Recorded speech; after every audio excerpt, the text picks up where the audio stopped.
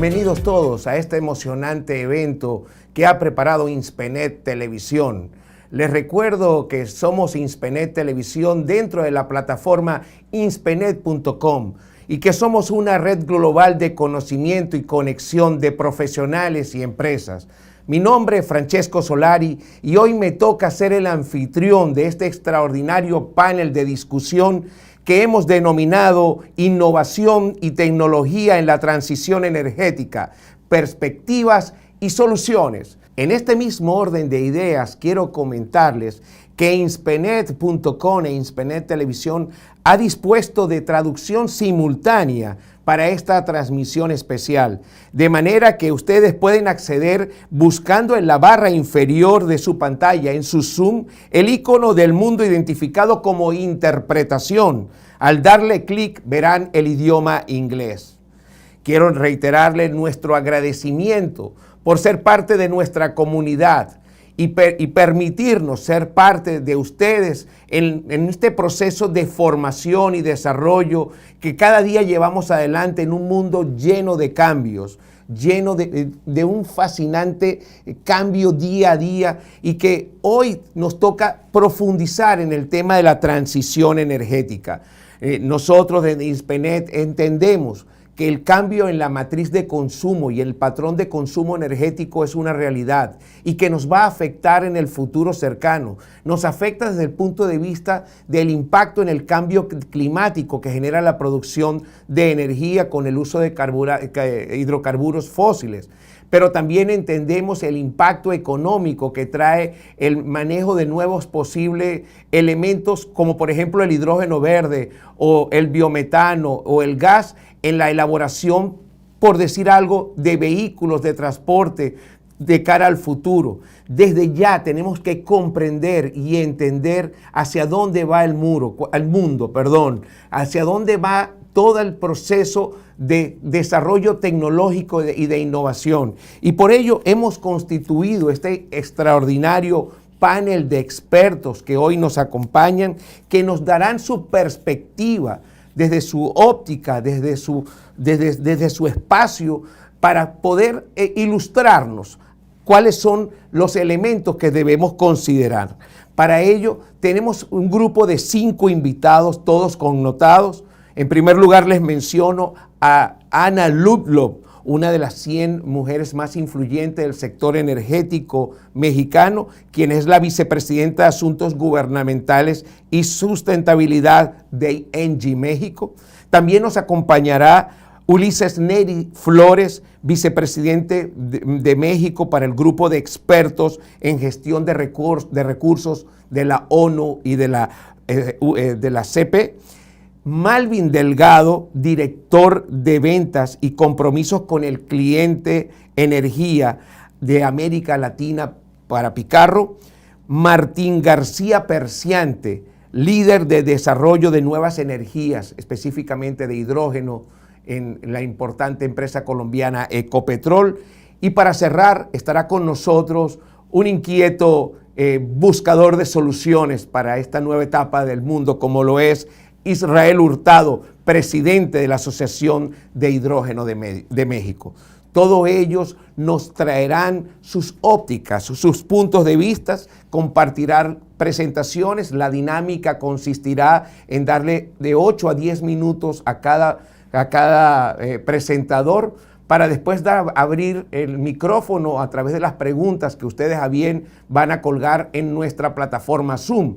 Pero quiero decirles que hemos también dispuesto una transmisión especial a través de LinkedIn, y allí también pueden colocar todas las preguntas que a bien tengan. Incluso los invito, una vez posteado este evento, que quedará colgado tanto en LinkedIn, en @Inspenet en LinkedIn y en @Inspenet en YouTube, los invito a dejar sus preguntas, sus comentarios, a interactuar, que nuestros invitados y nuestro equipo técnico seguramente las responderán con mucho agrado. Así que ya entrando en transmisión, no quisiera perder más tiempo, pero no sin antes dar nuestro agradecimiento a nuestros patrocinantes. Esta transmisión en gran medida se logra gracias al apoyo de 2 empresas como lo son ENGIE México y la empresa Vector Engineering International, a quienes le damos las gracias por creer en inspenet.com, por creer en la oportunidad de convertir el conocimiento de unos, en este caso de nuestros invitados, y transformarlo a través de nuestra plataforma en la fortaleza de todos. A todos ustedes, mil gracias y a nuestra comunidad por ser parte de la comunidad inspenet.com.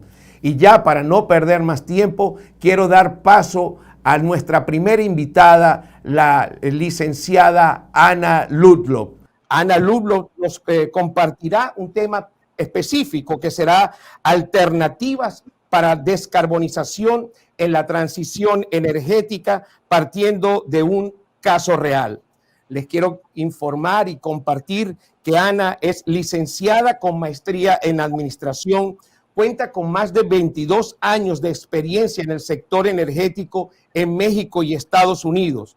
Ana se desempeñó como gerente general del Gasducto Los Ramones Sur de ENGIE, el segundo más importante del grupo activo de transporte de gas natural en México y que forma parte del sistema de transporte Los Ramones, uno de los megaproyectos energéticos más relevantes a construirse en México en los últimos años.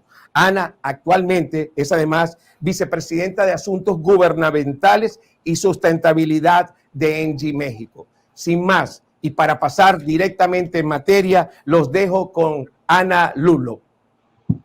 Muchísimas gracias, Francesco. Un gusto estar compartiendo este espacio con mis compañeros panelistas. Un placer, como siempre, tener esta conversación también con todo el auditorio. Gracias por traer a la mesa estos temas tan trascendentes como la transición energética. Y si me pudieran apoyar con la presentación para poder arrancar. Me gustaría un poco para poder, gracias, para poder retomar esta conversación y dar también paso a la intervención del resto de mis compañeros, platicar un poquito sobre este concepto de transición energética que escuchamos hoy y ya cada vez de forma más frecuente, pero entender a qué se refiere en temas del sector industrial. Entonces, si les parece bien, voy a compartir un caso muy específico de una empresa, obviamente sin mencionar el nombre de la misma, pero que tiene 29 sitios a nivel mundial. Y estamos viendo aquí cuáles son las mediciones que tiene en términos del alcance 1 y 2. Me voy a ir un pasito atrás. Cuando hablamos de temas de transición energética, justamente estamos hablando de cambios en los modelos del uso de la energía, no solamente en el consumo, sino también desde la parte de la producción y de la distribución, para tratar de evitar que se generen emisiones a la atmósfera que puedan seguir contribuyendo con esta emergencia climática que tenemos hoy día. Entonces, es importante que cualquier empresa, al momento de empezar en este camino de transición energética, tenga una referencia de lo que conocemos como línea base, es decir, la definición de un año en el que se toma estas mediciones de emisiones que se pueden tener a la atmósfera y a partir del cual se va a desarrollar un mapa de ruta para poder trabajar en este proceso de descarbonización. Cuando nos referimos al alcance 1 y 2, es básicamente las emisiones directas e indirectas que puede haber en un proceso industrial. Las directas son todos aquellos, por ejemplo, temas de combustibles que se requieren dentro del proceso industrial. Y la número 2 es todo lo relativo al consumo de energía que hace este mismo proceso industrial. Hay otro alcance que es el 3, que vuelve, digamos, un poco más complejo, pero integral todo este concepto de transición energética que se refiere a mi cadena de proveeduría y también a qué es lo que hacen mis clientes con mi producto, cómo acerco yo este producto a los clientes, etcétera.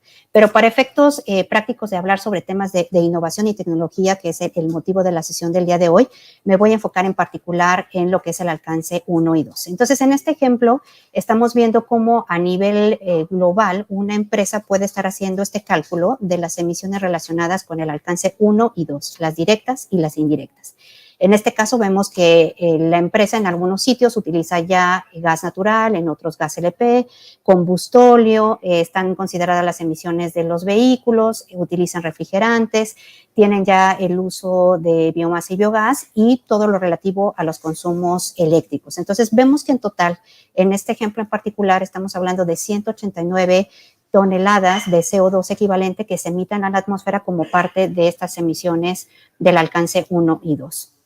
Y digamos, es una opción de las alternativas de descarbonización que podremos tener para este caso en particular. Entonces, Creo que algo que se ha familiarizado, creo que hoy día es el tema de los PPAs o los contratos de compra de energía renovable. Entonces ya platicabas tú, Francesco, sobre la opción del uso de la energía eólica o solar, que son realmente, digamos, como los más populares a nivel global, pero también tenemos otras alternativas como puede ser el hidro o energía geotérmica, etcétera, pero estamos considerando que se está utilizando una fuente de energía renovable y limpia para poder abastecer el requerimiento eléctrico de la empresa. Pero tenemos otros conceptos que a lo mejor no, con los que no estamos tan familiarizados, como los temas de eficiencia energética, que pueden desglosarse no solamente en temas del consumo energético eléctrico como tal, sino también en la iluminación, en el aire acondicionado, qué estamos haciendo con el tratamiento de nuestros residuos, del agua, cómo podemos utilizar de manera más eficiente los refrigerantes, y cómo podemos también desarrollar soluciones en sitio. Entonces, un PPA normalmente va a traer energía de un punto que está fuera de mi centro de trabajo, pero también puedo yo tener alternativas en sitio. Entonces, puedo instalar paneles solares, lo que se conoce como la famosa generación distribuida, para poder también abastecer mis propias necesidades. Y puede empezar a reemplazar combustibles fósiles que son muy contaminantes, como el combustóleo, el diésel o el gas LP, por otras alternativas como el biometano, la biomasa, el mismo gas natural, entre otros, o incluso la misma solución térmica solar, ¿no? Que ya hemos visto algunas tecnologías que permiten en algún momento incluso no solamente tener el reemplazo de la generación térmica, sino incluso la generación de vapor en paralelo, para poder hacer mucho más eficientes los procesos. Obviamente, dependiendo de cada una de las soluciones y la contribución que tenga en términos de emisiones, y el monto que se requiera para hacer la instalación de estas soluciones en sitio o tener el acceso a ellas, dependerá también la rentabilidad y la velocidad con la que yo puedo recuperar estos costos dentro de mi mapa de proceso de descarbonización.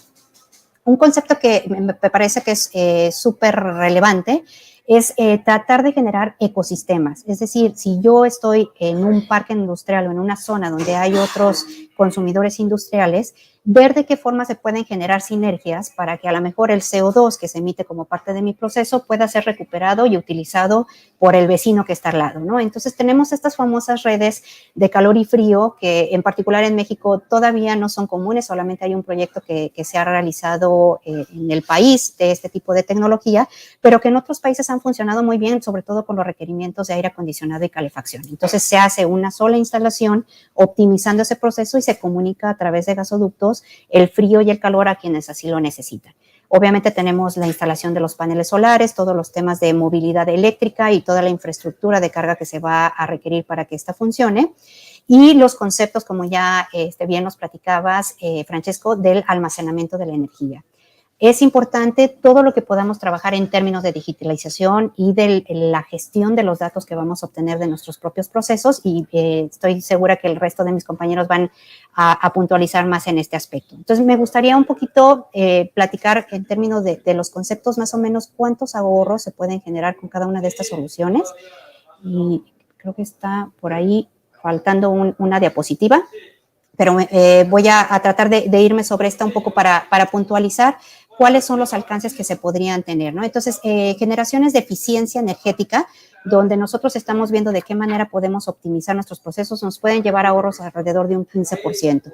En temas de reemplazar la energía eléctrica de la red que estamos recibiendo por un PPA verde, puede reducirse incluso hasta un 25%. Entonces, dependiendo de las alternativas que tengamos, es el porcentaje en el que pueden apoyar, obviamente, hacer la reducción de estas emisiones de carbono. Y quisiera ya nada más concluir con este concepto nuevamente que había platicado yo sobre el tema de hidrógeno verde, y que, bueno, tenemos aquí a excelentes ponentes que nos van a platicar al respecto, como este concepto de ecosistema y de visualizar, ¿no?, la presencia de nuestro proceso productivo en el entorno que nos rodea, cómo podemos hacer que sea mucho más eficiente la solución y que también pueda ser más rentable al momento de estar buscando la mejor alternativa para nuestro sector industrial. Esto es lo que quisiera yo compartir con ustedes, Francesco, para poder dejar abierta ya la discusión con el resto de mis compañeros. Muchas gracias. Esta transmisión cuenta con transmisión simultánea y traducción simultánea en inglés. Así que ustedes pueden ver en el chat la dirección y pueden ubicarse perfectamente en el canal donde podrán escuchar las presentaciones en inglés.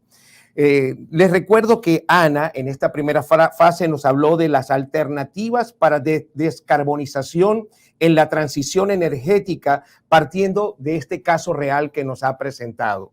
Ahora, para continuar, contamos con la presencia de Ulises Neri Flores, quien nos platicará sobre los objetivos de desarrollo sostenible de la Agenda 2030 en la transición energética y el rol de la innovación y la tecnología.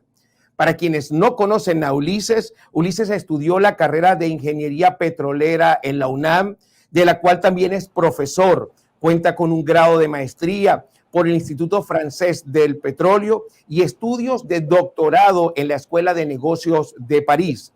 Su carrera profesional inicia en la compañía Schlumberger, llevando a cabo proyectos en México, Argentina, Colombia, Cuba, Francia y Venezuela. Posteriormente ingresa a la CNH, en la cual se desempeñó como director de reservas, director de medición y jefe de la unidad de extracción. Posteriormente, tuvo un cargo diplomático representando a México ante organismos internacionales como la OCDE, la Agencia Internacional de Energía, la ONU y la OPEP.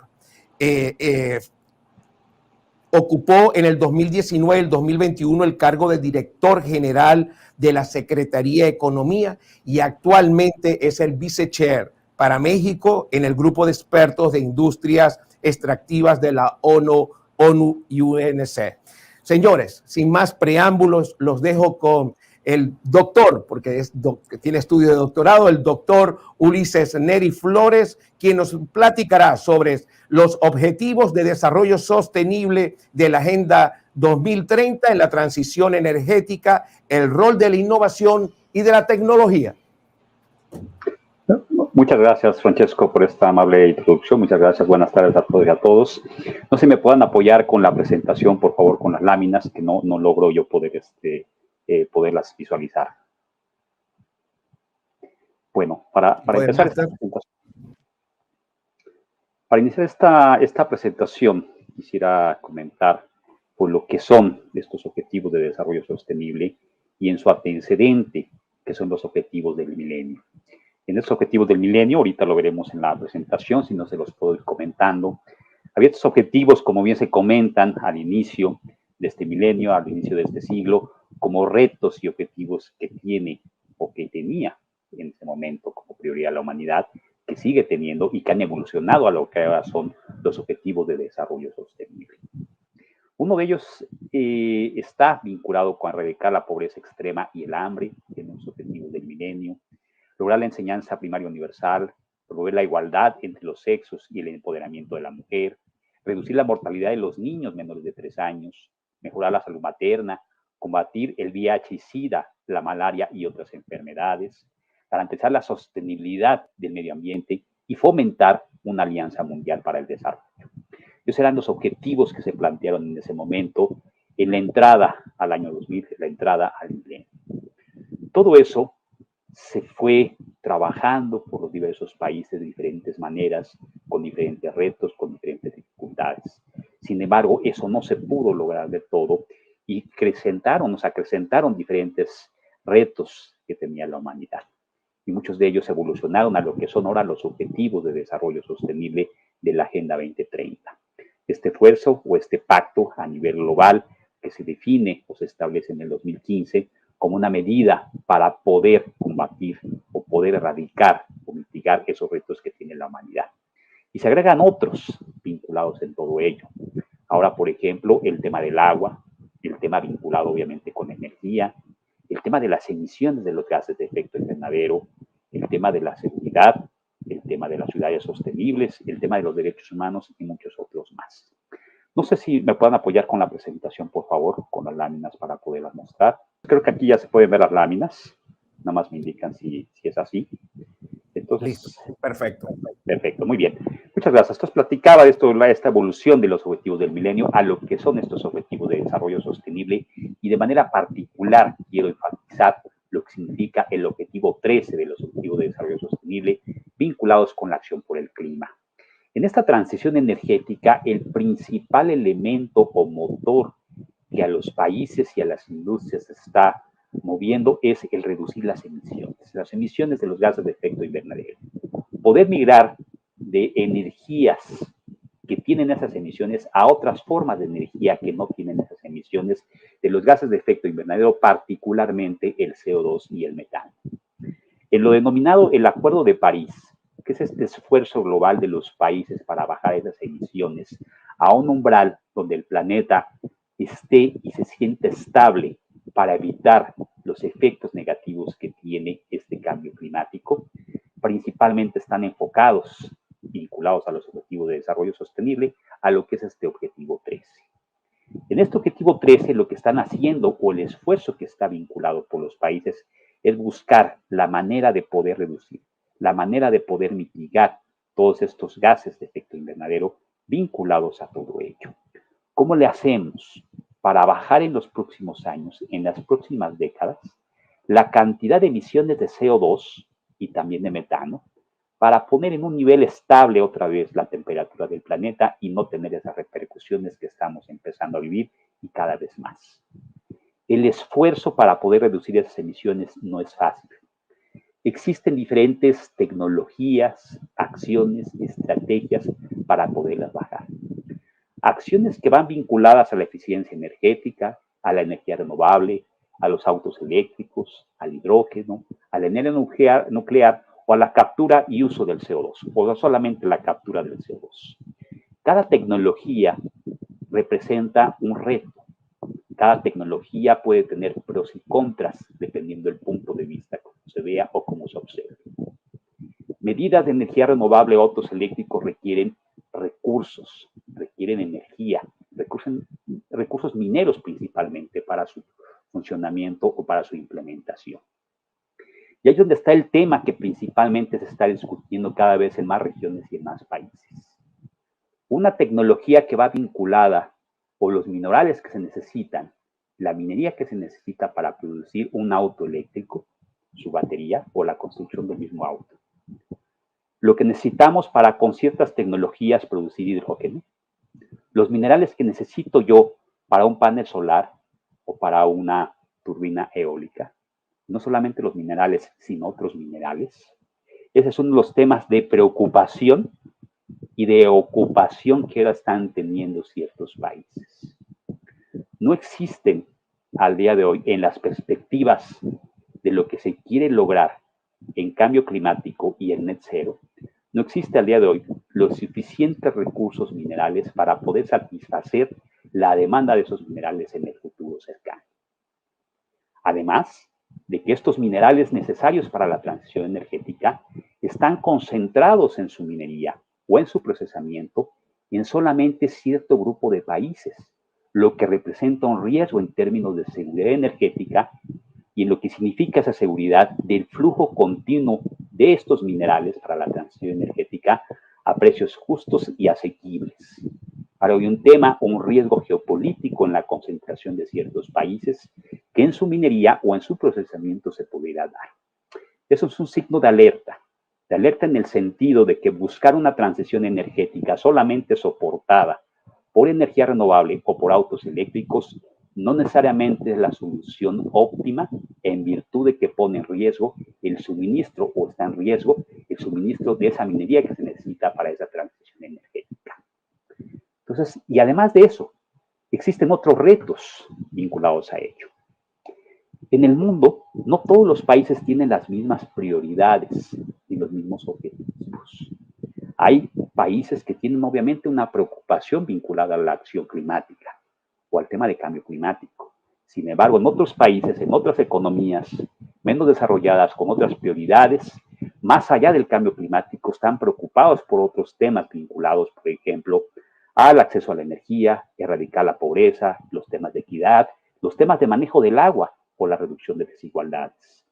Aquí lo que buscamos es un equilibrio de cuáles son estas tecnologías y opciones que tenemos para reducir las emisiones, pero que tenemos que hacerlo desde un punto de vista sostenible.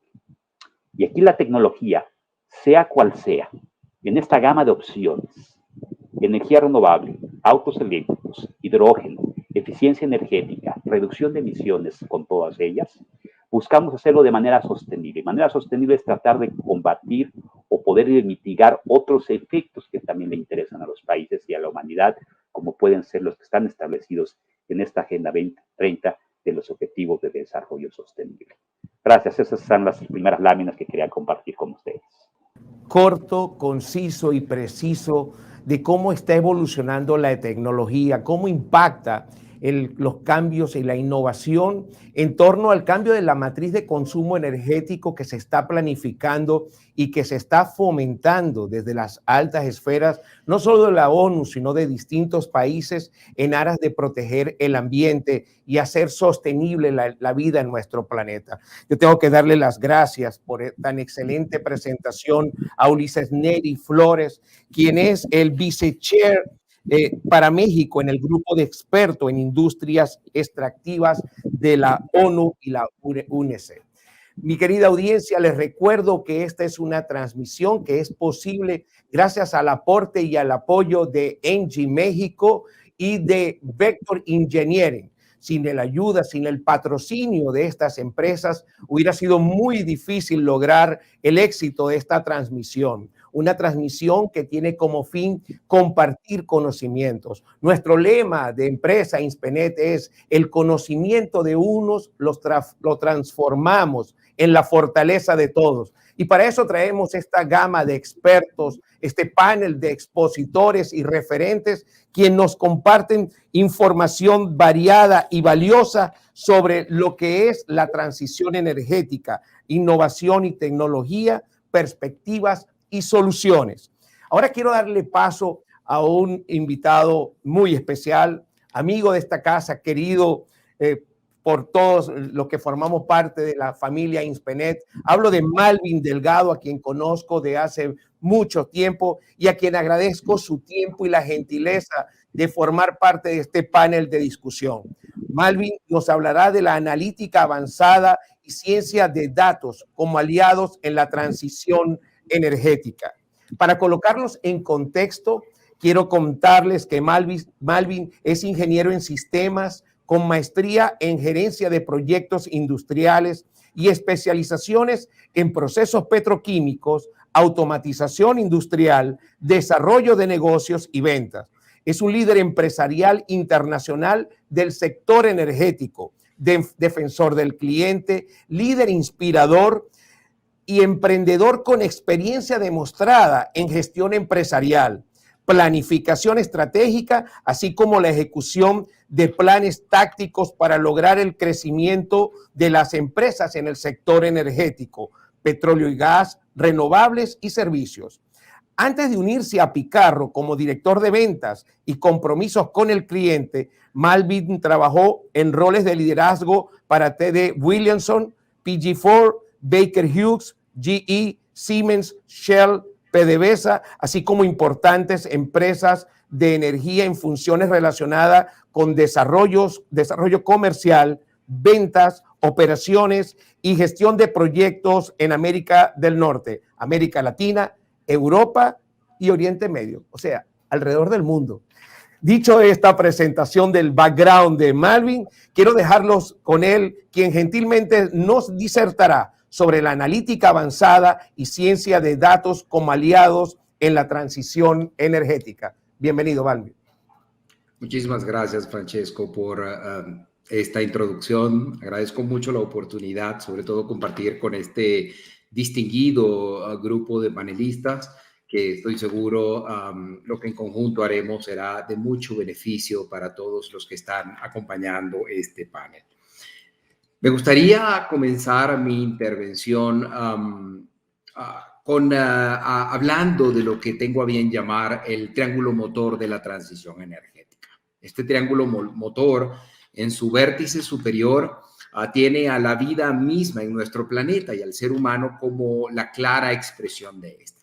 La Tierra es nuestro único hogar y partiendo del entendimiento generalizado de que más allá de los cambios climáticos que nuestro planeta ha experimentado en diferentes eras, todos hemos llegado al consenso de que nuestra Tierra se está calentando más rápidamente de lo esperado y que una de las causas, la cual de hecho podemos controlar, es la emisión de gases de efecto invernadero que se generan por la quema de los combustibles fósiles utilizados en la generación de energía y en insumos industriales, comerciales y en nuestros hogares. El otro vértice de este triángulo es el acuerdo político suscrito por la mayoría de los gobiernos del mundo, quienes han establecido metas concretas en plazos determinados para lograr una reducción sistemática de los niveles de emisiones de gases de efecto invernadero en periodos que van de 10, 20 y 30 años con efecto inmediato.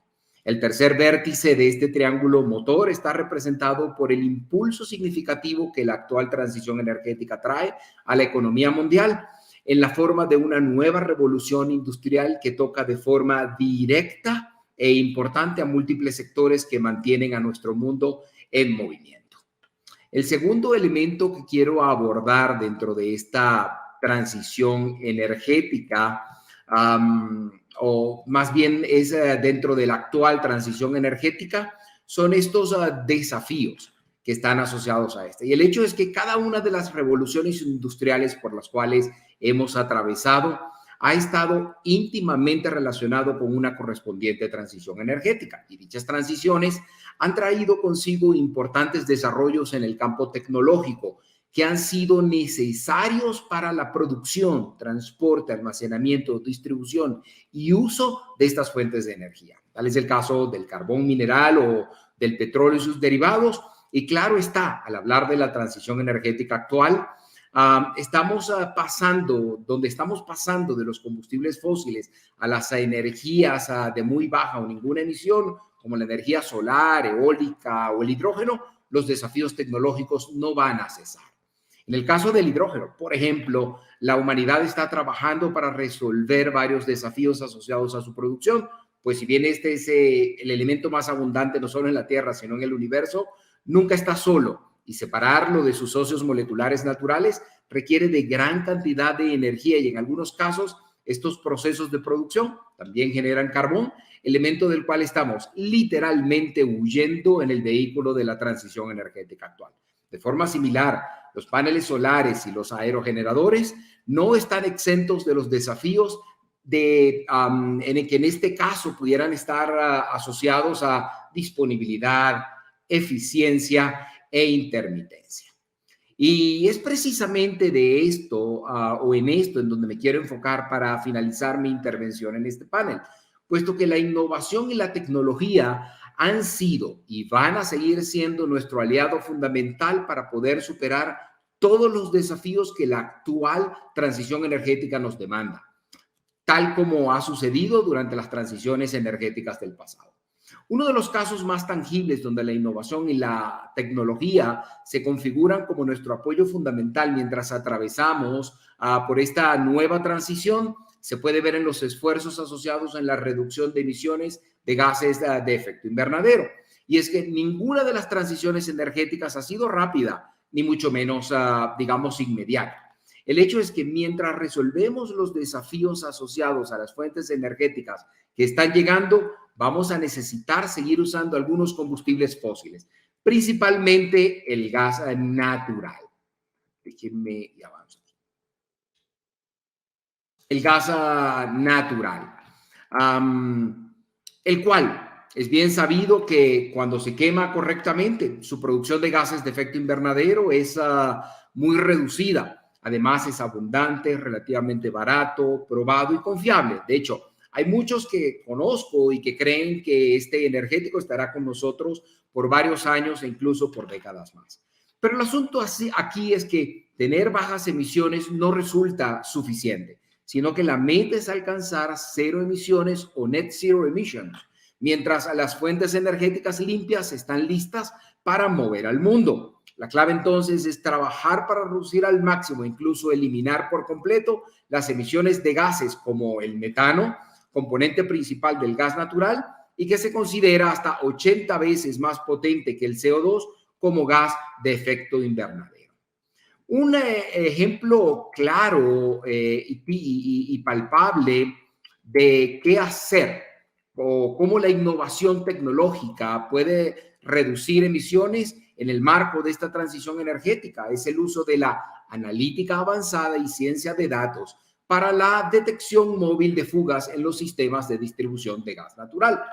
Esta tecnología, conocida como Advanced Mobile Leak Detection o AMLD por sus siglas del inglés, resulta fundamental para una efectiva identificación, cuantificación y reducción de las emisiones puntuales y totales en un sistema de distribución de gas. De hecho, esta tecnología es la base fundamental de las estrategias de reducción de emisiones en más de las 40 principales operadoras de gas natural en el mundo entero.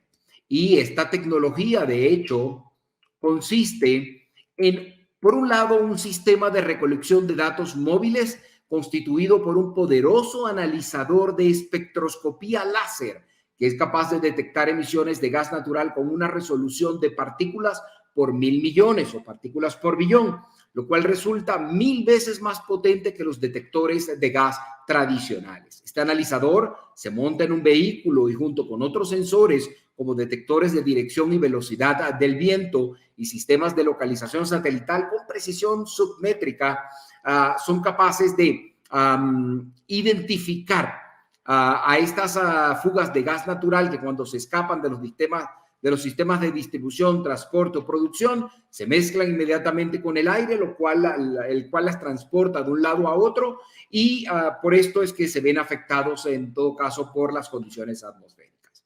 Este vehículo equipado con poderosos sensores va circulando a lo largo de las redes de distribución de gas natural. Y allí, cuando va recorriendo, está recogiendo cientos de datos por segundo, incluso miles de datos por minuto. Estos datos son transmitidos en tiempo real o enviados a la nube, en donde son recogidos y analizados de forma inmediata por algoritmos, en este caso especializados de inteligencia artificial, para ser estudiados a través de técnicas de analítica avanzada y ciencias de datos con el propósito de saber la forma y la concentración de las emisiones de gas y determinar los caudales o flujos de estas emisiones. También pueden determinar el contenido de gases de efecto invernadero, como el metano, presente en cada una de estas fugas de gas identificadas. Estas mediciones se hacen con precisiones superiores al 90% o incluso 95% en algunos casos.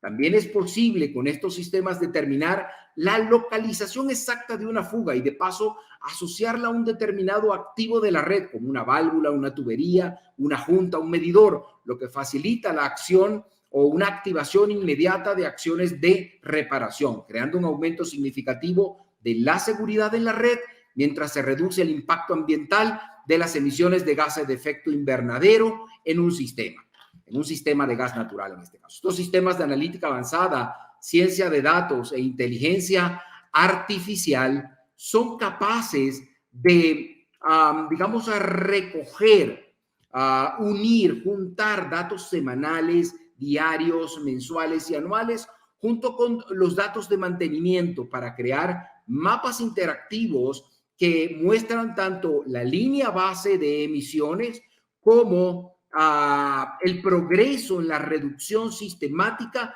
de, digamos, el combate o el abatimiento de estas, lo que hace de este tipo de innovación tecnológica una verdadera vía rápida para alcanzar el net zero en redes de distribución de gas natural.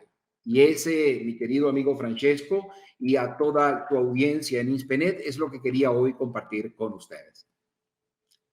Queridísimo Malvin, agradecido con tu participación. Escuchamos alternativas para combatir la descarbonización y evitar las emisiones de carbono al ambiente con ANA. Escuchamos todo el plan que se gesta a través de los organismos internacionales como la ONU. Valoramos todas las fuentes distintas de energía que se presentan. Buscamos recoger también las emisiones a través del uso de tecnología y emisiones, como nos lo señaló nuestro querido Malvin. Y ahora quiero darle la palabra a Martín García Perciante, quien nos disertará sobre tecnologías renovables y su integración en la transición energética.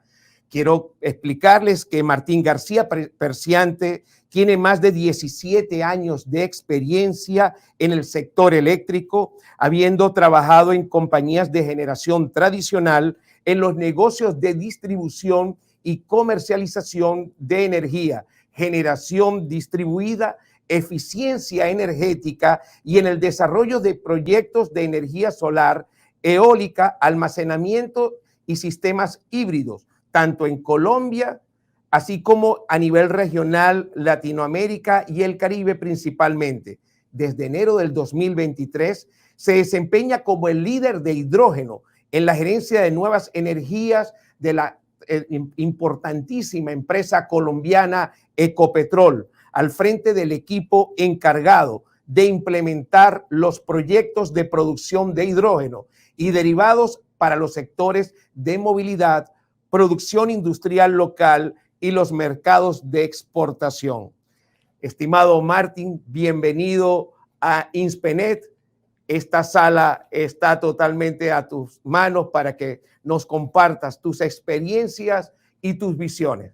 Gracias por estar con nosotros. Bienvenido. Muchas gracias al equipo de INSPENET por la invitación.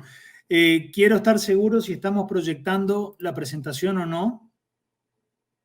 Ok, la voy a poner en las láminas directamente de tu máquina. Listo, estamos listos. Sí, estamos bien, ¿verdad? Bueno. Perfecto, ok, bueno, muchas gracias, Francesco. Voy a tomarme los minutos que me tocan. Sé que es un reto importante. El tema es muy amplio, el tema es muy abarcativo e interesante.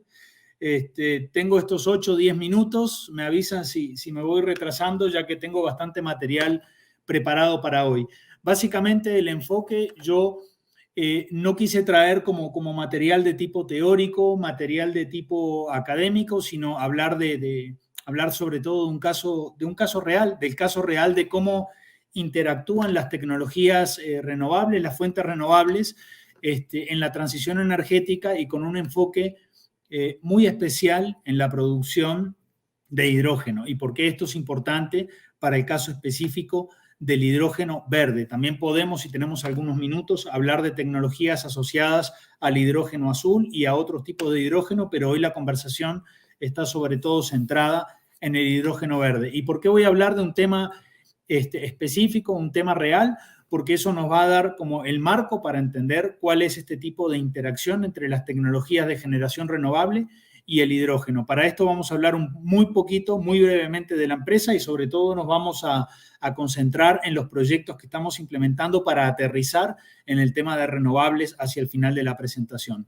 Solamente para entrar en contexto, porque entiendo que el auditorio es bastante diverso y variado. El grupo Ecopetrol, lo estamos viendo en esta lámina, es un grupo multilatino con base en Colombia que está en los negocios de generación, de producción, mejor dicho, de hidrocarburos y sus derivados, además en el negocio de transmisión a través de la filial ISA Intercolombia. Hoy en Colombia somos el principal autogenerador con energías renovables. Ahora vamos a ver algunas cifras. El global lo vemos aquí. Tenemos 208 megavatios de capacidad instalada en generación renovables y tenemos unos proyectos de hidrógeno que vamos a ver a continuación.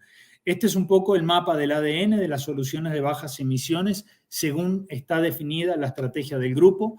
Tenemos el portafolio más maduro de la compañía, por llamarlo de alguna forma, lo que es el gas y el GLP, pero también estamos incursionando en proyectos de eficiencia energética, en proyectos de hidrógeno, con unas metas a 2040 bastante ambiciosas que rondan el millón de toneladas de producción anual. El negocio de combustibles renovables y sintéticos, las soluciones naturales del clima, las renovables, con unas metas a 2025 de 900 megavatios, ahora lo vamos a ver de forma más concreta, todo lo que tiene que ver con captura, uso y almacenamiento de CO2 y lo relacionado al biogás.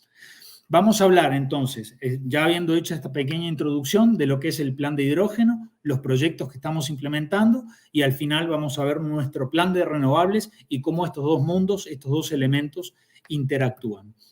En cuanto a hidrógeno, no me quiero concentrar en las cifras y en los detalles de esta lámina. Me gustaría que viéramos solamente la parte inferior izquierda, donde vemos qué es lo que produce y consume hoy Colombia y específicamente Ecopetrol en términos de hidrógeno. Hoy el grupo produce 130.000 toneladas al año, de las cuales el 90% prácticamente es gris y el 10% es un hidrógeno azul por el hecho de que se captura el CO2 y este CO2 se destina a la industria de las gaseosas, a la industria de las cervezas y las gaseosas, todas las bebidas carbonatadas. Todo este hidrógeno se produce con el proceso de reformado de metano a través de vapor en unas unidades que están operando, sobre todo en la refinería de Cartagena. Tenemos 2 refinerías, una en Cartagena y una en Barranca Bermeja, y esta producción es la que poco a poco vamos a ir convirtiendo en hidrógeno gris, que es hoy, a una combinación, y lo vamos a ver en la lámina siguiente, a una combinación de hidrógeno verde y azul. Lo que estamos viendo en esta lámina es un compilado de lo que es el plan estratégico de hidrógeno de la compañía y algunos de los avances en cuanto a los proyectos. Arriba lo que vemos es 1 millón de toneladas de producción anual. Esa es nuestra meta a 2040. Recordemos que acabamos de mencionar que hoy producimos 130.000. Es decir, el paso que hay que dar de hoy, 2023, de 130.000 a 1 millón de toneladas en 2040 es enorme. ¿Cómo pensamos hacer eso? Ahora lo vamos a ver. Creemos y nos imaginamos que de este 1 millón de toneladas, más o menos en proporciones similares, pero sobre todo con destino a mercados de exportación, vemos un 40% de colocación de este producto y el 60% al mercado nacional. También vemos un mix donde recién hablábamos de un hidrógeno verde, de un hidrógeno azul, pero también vemos la presencia de un hidrógeno blanco. De hecho, hoy por hoy, y ahora lo vamos a mencionar, ya se están haciendo las pruebas de laboratorio sobre algunos muestreos que hemos obtenido del subsuelo. Vámonos directamente a los proyectos, ¿sí? En la parte de abajo de la lámina vemos los avances. Nosotros ya hemos implementado y finalizado un piloto en una de las refinerías, la refinería de Cartagena. Fue un piloto relativamente pequeño, unos 50 kilovatios de electrólisis, que estuvo operando desde marzo hasta agosto del año pasado y hoy por hoy está en proceso de comisionamiento. Lo hemos retirado de la refinería y lo estamos instalando y comisionando en Esentia, que es una de las filiales de petroquímica, fábrica de industria de plásticos del grupo. Tenemos 2 megaproyectos de refinerías, son 2 megaproyectos que van a estar operativos entre finales de 2025 e inicios de 2026.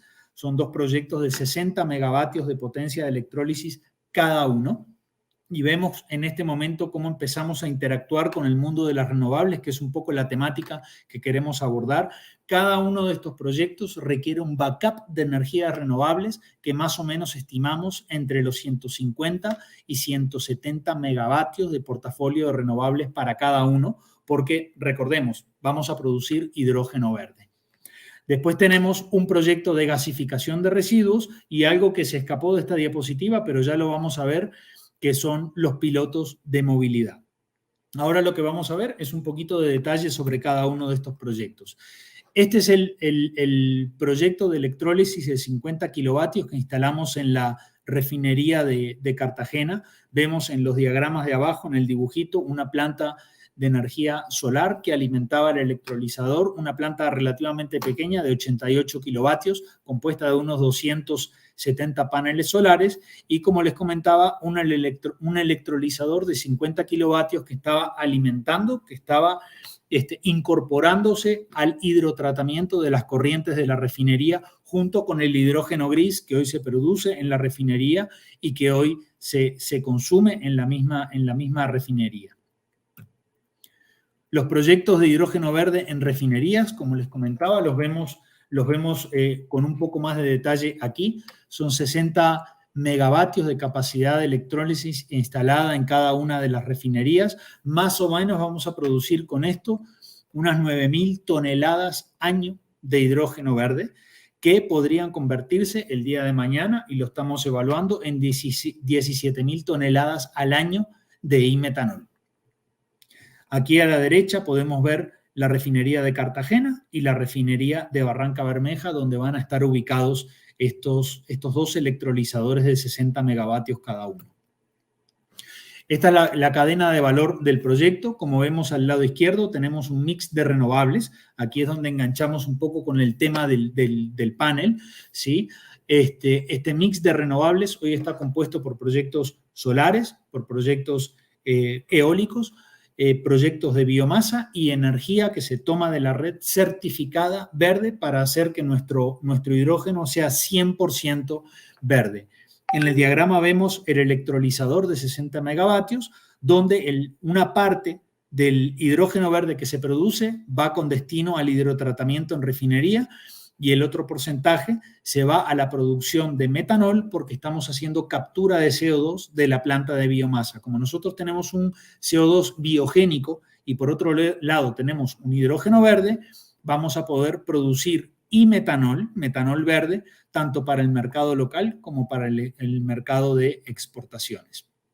En cuanto a movilidad sostenible, tenemos un piloto de 165 kilovatios en Bogotá, un piloto también de 50 kilovatios, estoy hablando de potencia de electrólisis, en Cartagena, donde para Bogotá se va con destino el hidrógeno a un bus de transporte público. Este bus de transporte público se lanzó, tanto el piloto como el bus, en el mes de marzo, ¿sí? A finales del mes de marzo, el 27 de marzo, si no estoy mal. El vehículo va a estar circulando en Bogotá. Disculpen un segundo que voy a desactivar aquí unos ruiditos que tengo. Ahí estamos.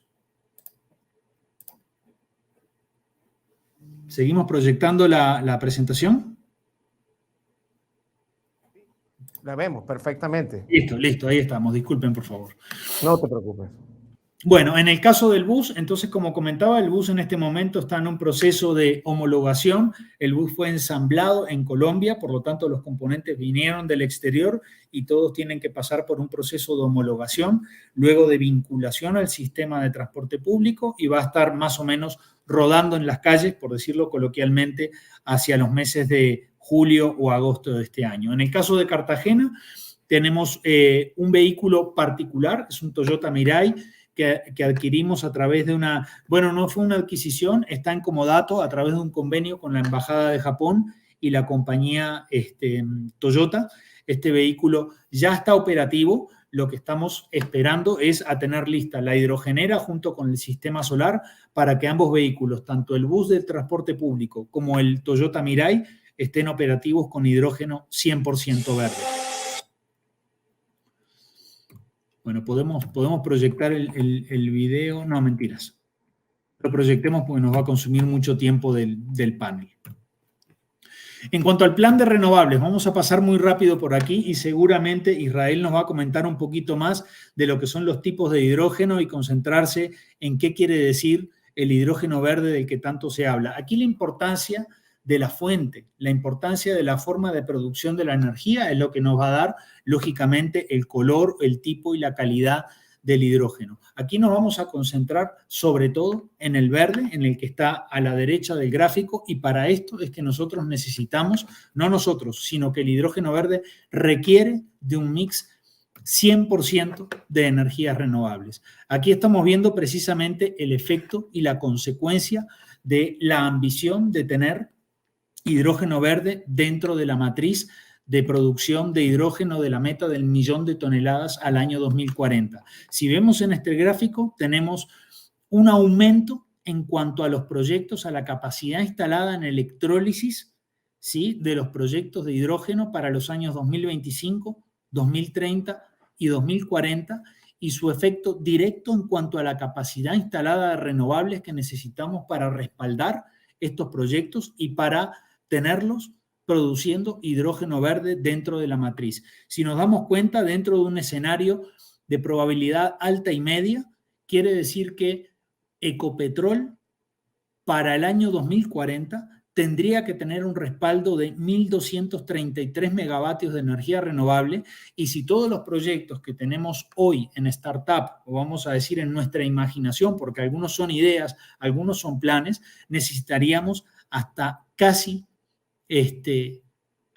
8 gigavatios de energía de respaldo 100% renovable certificada. Esto lo vamos a pasar por alto porque es como está compuesta hoy la matriz de autogeneración y de generación de energía del grupo Ecopetrol, y nos vamos a ir, yo creo que ya en aras del tiempo, directamente a las últimas 2 diapositivas que quería compartir. Aquí lo que vemos son los principales atributos de las energías renovables. ¿Por qué es importante este debate? Porque a veces esto es fácil de decir, pero no tan fácil de hacer. Cuando nosotros tenemos una matriz energética en la cual preponderan las fuentes como la solar, por ejemplo, y la eólica, tanto onshore como offshore, nos encontramos frente al reto de la variabilidad de estas fuentes y a los factores de planta. Si nos damos cuenta, aquí a la izquierda de este gráfico tenemos los factores de plantas de algunas de las tecnologías, y también vemos qué tan intensivos son en cuanto a CAPEX y en cuanto a confiabilidad. Y esto es tremendamente importante porque lo que nos va a pasar es que en el mundo del despacho, del despacho eléctrico de un electrolizador, no solo tiene que ver el precio de la energía, sino también la confiabilidad y la firmeza del recurso. En Colombia tenemos recurso, sobre todo eólico, lo vemos en este mapa, eólico onshore y offshore en la zona de La Guajira, en la zona norte del país. Tenemos recurso solar prácticamente en todo el territorio, y también tenemos la fortuna, vamos a decir, de tener amplios recursos en cuanto a energía geotérmica y en cuanto a biomasa. Ni que hablar de la hidráulica, pero la hidráulica en este caso, al menos en Colombia, no está contemplada como una fuente no convencional de energía. Es una fuente renovable, pero no es de las no convencionales. Quiere decir que hoy en Colombia, para producir hidrógeno verde, solo tendríamos disponibilidad de recurso eólico, recurso solar, hídrico, pero pequeñas centrales hidroeléctricas sin embalse, y lo que es geotermia y biomasa, que todavía están en un estado muy, muy preliminar en cuanto a desarrollo. Y quisiera cerrar con este gráfico.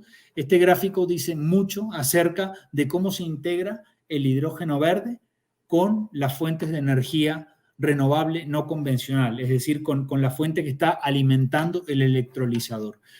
Este es el 100% de la energía que requiere un electrolizador de 60 megavatios. Aquí lo vemos a la izquierda en la escala. 60 megavatios es la energía 24 horas que necesita el electrolizador. Y lo que vemos en diferentes colores es el despacho de energía renovable que requerimos para que el 100% de este hidrógeno sea verde.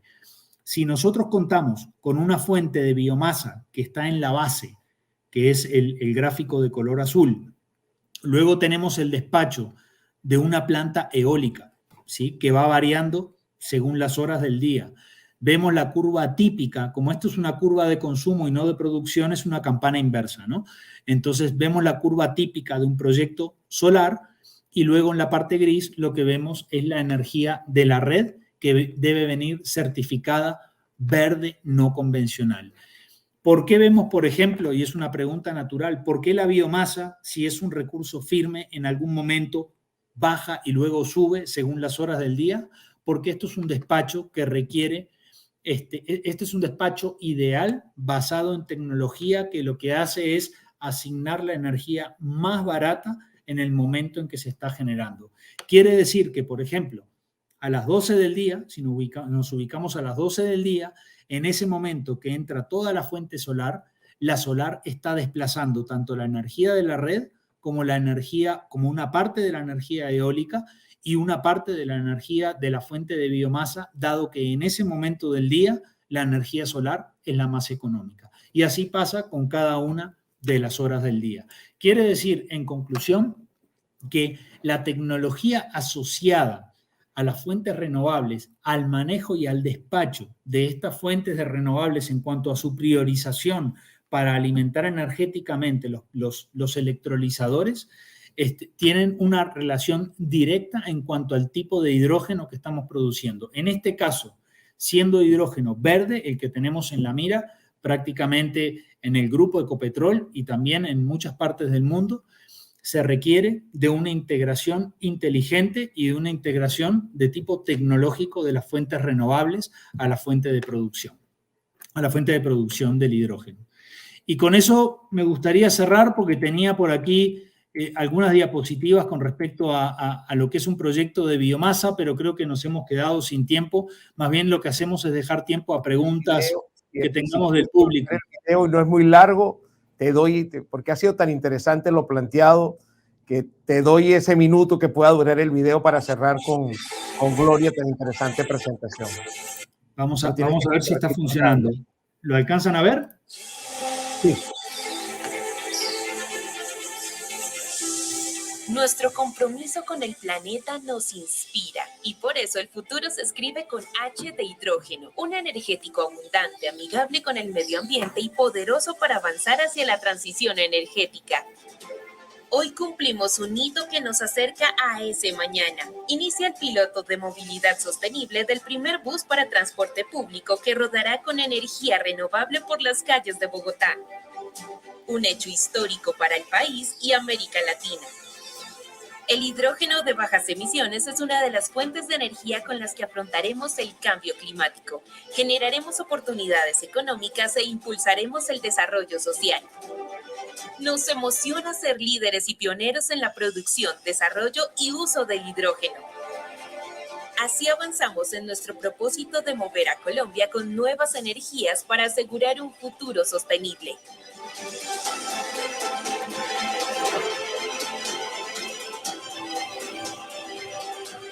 Muy bien. Excelente presentación, querido Martín. Les recuerdo... Te agradezco mucho y realmente tenía mucho material. Yo la verdad es que me pongo a disposición para otros, digamos, espacios en los cuales podamos profundizar. Los proyectos son muchos, son muy interesantes, hay mucho detalle. Traté de ir lo más rápido posible en aras del tiempo, pero bueno, también abierto a preguntas o consultas. Seguro. Quiero recordarle a la audiencia que esta última parte del programa ha sido una presentación de Martín García Perciante, quien es el líder de nuevas energías, específicamente hidrógeno en Ecopetrol, y quien nos presentó como tema tecnologías renovables y su integración en la transición energética. No puedo dejar de recordar el agradecimiento y el apoyo que nos han otorgado empresas como Engie México y como Vector Engineering, que sin su aporte y sin su ayuda hubiera sido más complicado llevar adelante este extraordinario panel de discusión que hemos denominado Innovación y Tecnología en la Transición Energética, Perspectivas y Soluciones.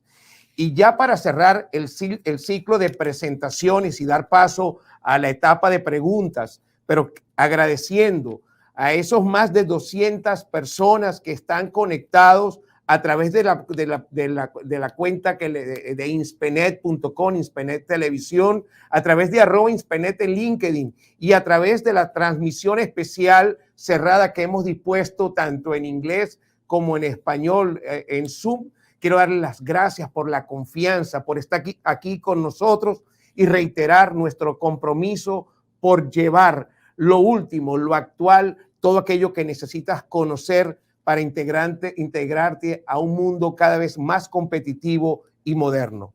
Ya para cerrar, quiero dar paso a Israel Hurtado. Quiero dar la bienvenida a Israel, quien nos presentará hidrógeno verde como vector energético. Les comento que Israel Hurtado es un escritor, conferencista y consultor sobre energía y sostenibilidad. Se ha destacado por impulsar las energías renovables, la electromovilidad y la innovación tecnológica. Es el fundador y presidente de la Asociación Mexicana de Hidrógeno y también participó en la fundación de la Asociación Mexicana de Energía Solar, de la cual fue su director ejecutivo. En la función pública, Israel se desempeñó como comisionado de la Comisión Reguladora de Energía, jefe de la Unidad de Asuntos Jurídicos de la Secretaría de Energía, y fue secretario de los consejos de administración de Pemex y CFE. Actualmente es el coordinador académico del Diplomado en Derecho Energético en la Escuela de Libre Derecho. Y como les dije, presidente de la Asociación Mexicana de Hidrógeno. Sin más preámbulo, quiero dar espacio a la presentación y darte la bienvenida, Israel. ¿Cómo estás? Bien, bien. Muchas gracias por la invitación. Me da un gusto saludar a mis compañeros panelistas, compañera Ana Laura. Muchas gracias por la invitación y pues me da mucho gusto siempre participar con ustedes, con INSPENET, en este intercambio de conocimiento. La verdad es que todos incluso aprendemos, aunque seamos panelistas, siempre es un gusto escucharlos y bueno, aprender, porque finalmente pues uno nunca termina de aprender. Traigo una breve presentación, la verdad es que no es muy larga, acerca del hidrógeno, que es un tema que pues yo he estado impulsando recientemente. Y bueno, aquí está ya, ¿no? Entonces, sí, justo se mencionaba un poquito el tema de los colores del hidrógeno, un poco en términos generales. Entonces, justamente aquí traigo un slide donde menciona a nivel general los tópicos más importantes del hidrógeno, para aquellos que no están tan familiarizados con el tema, ¿no? Entonces, la siguiente, por favor. Bueno, ¿qué es el hidrógeno? Pues ya se ha mencionado rápidamente, lo voy a mencionar, se ha mencionado mucho en algunos paneles y conferencias. Es el elemento más abundante del universo. Tiene la particularidad de que siempre se encuentra compuesto con otros elementos, por lo tanto hay que descomponer las moléculas en las que se encuentra para capturar el hidrógeno. Y hay diferentes procesos, justamente ya se mencionaba, hay diferentes procesos para la obtención del hidrógeno y dependiendo un poco de la fuente energética, de su materia prima y de su tecnología de producción, es el color que se les asigna. El hidrógeno no es una fuente primaria de energía, se considera un vector energético. ¿Qué queremos decir con esto? Básicamente que almacena energía. Entonces, así tenemos el hidrógeno gris, que se obtiene justamente del gas natural mediante un proceso que se llama reformado o reforming, se obtiene del metano. Este hidrógeno se le conoce como hidrógeno gris y es el que se utiliza en la industria, por ejemplo, de la refinación. Se utiliza en procesos industriales, pero particularmente en la industria de la refinación para la reducción de azufre, se le llama craqueo. Para que tengan ustedes una idea, más o menos el 96% del hidrógeno que se utiliza actualmente en el mundo es gris. Luego tenemos el hidrógeno azul, que es el puente, digamos, entre el gris y el verde. Este hidrógeno también proviene del metano mediante este proceso de reformado de metano o reforming. Sin embargo, en su proceso de obtención ya tiene cierta captura de carbono. Y finalmente llegamos a la estrella de los hidrógenos, que es el hidrógeno verde, que se obtiene mediante un proceso electroquímico que se llama electrólisis. Se rompe la molécula del agua, se separa el oxígeno del hidrógeno y se captura el hidrógeno. Si la energía que se utiliza para hacer funcionar los electrolizadores, que son los equipos con los cuales se produce el hidrógeno en este proceso de electrólisis, si la energía que se utiliza proviene de centrales renovables, solares, eólicas o geotérmicas, entonces es considerado hidrógeno verde. Hay otros colores, no mencioné el porcentaje, en el hidrógeno azul es 3% aproximadamente, y el hidrógeno verde es 1% actualmente a nivel global. Hay otros colores de hidrógeno, no voy a detener mucho en eso porque tampoco pues, es un porcentaje muy, muy pequeño y de hecho muchos están en pruebas piloto, pero por ejemplo está el hidrógeno rosa que se obtiene de la energía nuclear y hay otros colores que también se conocen y se, digamos, se está probando, como el hidrógeno turquesa, en fin. Pero la estrella de los hidrógenos y lo que se está impulsando a nivel global bajo la sombrilla de la transición energética en la lucha contra el cambio climático es el hidrógeno verde, justamente para el cumplimiento de los objetivos de desarrollo sostenible, y las empresas el cumplimiento de los estándares ESG, sociales, de gobernanza y ambientales. Estos protocolos que ya cada vez son más, que cada vez exigen más a las empresas. El hidrógeno verde es justamente lo que se está pensando utilizar para cumplir estos protocolos y estos estándares y estos objetivos. Las dos aplicaciones, pues es almacenamiento de energía renovable, se puede generar electricidad utilizando hidrógeno verde. Para temas de movilidad, ya hay vehículos que funcionan con hidrógeno. El año pasado se vendieron alrededor de 15,000 vehículos a hidrógeno a nivel global, principalmente de dos marcas, Toyota Mirai y Hyundai Nexo, aunque todas las armadoras ya tienen proyectos pilotos con hidrógeno. Hay trenes, autobuses, en fin, diferentes vehículos que utilizan o que están en pruebas para utilizar hidrógeno, y también la descarbonización del gas natural. La mezcla con el gas natural, a esto se le conoce como blending, que van desde el 1% hasta el 20% actualmente en diferentes partes del mundo. Ya se están realizando estas mezclas. Y por último, el desplazamiento de combustibles fósiles justamente para descarbonizar la industria. Por ejemplo, desplazamiento de carbón, combustóleo, evidentemente gasolina, pero pues principalmente estos combustibles fósiles que son altamente contaminantes. La siguiente, por favor.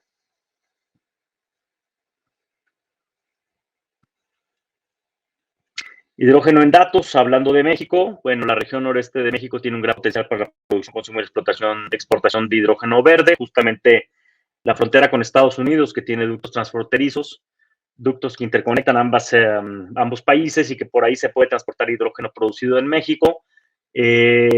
También se estima que en esta década los costos del hidrógeno verde caigan a niveles similares a los del hidrógeno gris, por masificación en su uso y por justamente el potencial, por ejemplo, que tiene México en energía renovable.